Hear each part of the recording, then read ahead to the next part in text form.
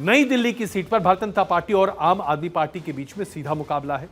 2019 में इस सीट से मीनाक्षी लेखी को चुना गया था सांसद के तौर पर। इस बार उन्हें टिकट नहीं दिया गया। इस बार दो वकील हैं जो आमने सामने हैं। बासवी स्वराज और सोमनाथ भारती दोनों वकील हैं पेशे से। दोनों भाषण जबरदस्त करते हैं। पब्लिक कनेक्ट और मास कनेक्ट करने में भी दोनों एक दूसरे से आगे पीछे नहीं है। लेकिन इस पूरी सीट पर वोट बैंक किसका माना जाता है? यहां पर जो वोट बैंक है वो अरविंद केजरीवाल का वोट बैंक माना जाता है। और वो इसलिए क्योंकि यहां पर आमतौर पर सेक्रेटेरिएट्स में काम करने वाले मध्यम वर्ग के कर्मचारी हैं और कर्मचारी वर्ग आमतौर पर दिल्ली के चुनाव में आम आदमी पार्टी को अपनी प्रेफरेंस मानते रहे हैं। और वो इसलिए क्योंकि जब आपको 200 यूनिट बिजली फ्री मिलती है, 20,000 लीटर पानी फ्री मिलता है, अन्य तरह की सुविधाएं मिलती हैं, तो राज्य के स्तर पर इस पूरी सीट का बिहेवियर एक तरह से राज्य के स्तर पर आता है, जो कि आम आदमी पार्टी का वोट परसेंटेज यहां पर बहुत अच्छा दिखाई देता है जब आप असेंबली इलेक्शन की बात करते हैं।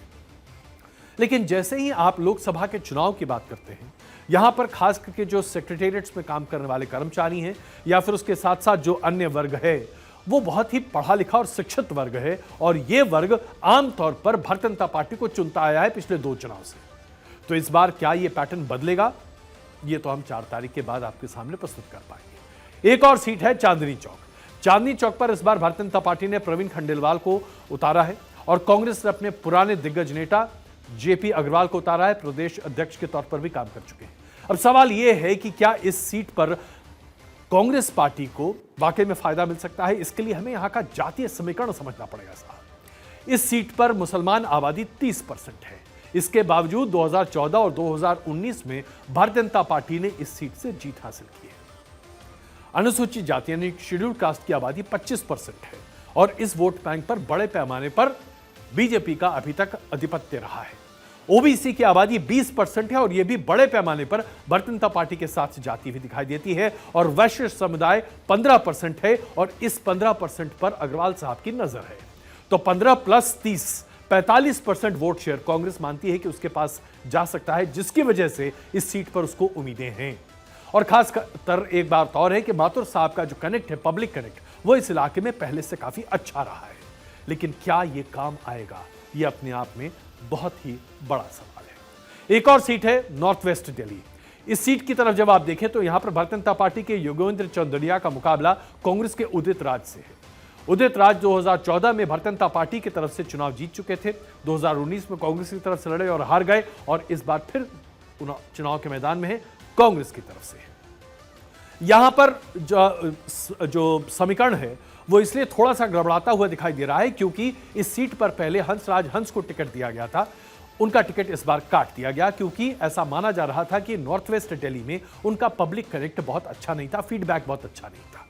इस सीट पर कहां और किसकी क्या है स्थिति? जातीय आधार पर देखें तो दलित वोटर्स इस पूरी सीट पर अपना पूरा दबदबा रखते हैं। 21% यहां पर दलित वोट है। जाट वोट 16% है, ब्राह्मण 12% है, बनिया 10% है, ओबीसी 20% है और मुसलमान आबादी यहां पर 10% के आसपास है। इसलिए अगर आप यहां पर देखें तो भारतीय जनता पार्टी के लिए यहां मुफीद वोट कौन कौन सा है? 21% और 16% जाट अपने आप में बहुत बड़ा मामला रखता है। उसके बाद ब्राह्मणों की जाति और कुल मिलाकर यहां पर सीटों का आकलन कुछ अलग तरीके से होता हुआ दिखाई देगा। तो ये जो कुछ एक सवाल है, ये जो मैंने आपके सामने सीट रखा, ये अपने आप में बहुत कुछ कहता है। और एक आखिरी सीट जो बड़ी ही दिलचस्प और रोचक हो चुकी है इस बार, क्योंकि रिंकी के पप्पा मनोज तिवारी तीसरी बार यहां से उम्मीदवार हैं और कांग्रेस ने अपनी तरफ से कन्हैया कुमार जी को उतारा है।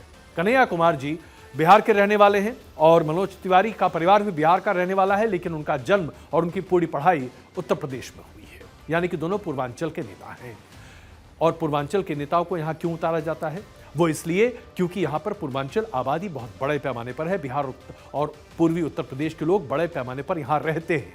28% वोट बैंक सिर्फ इन लोगों का है। जाहिर सी बात है, इसलिए ऐसे उम्मीदवार यहां पे तय किए जाते हैं।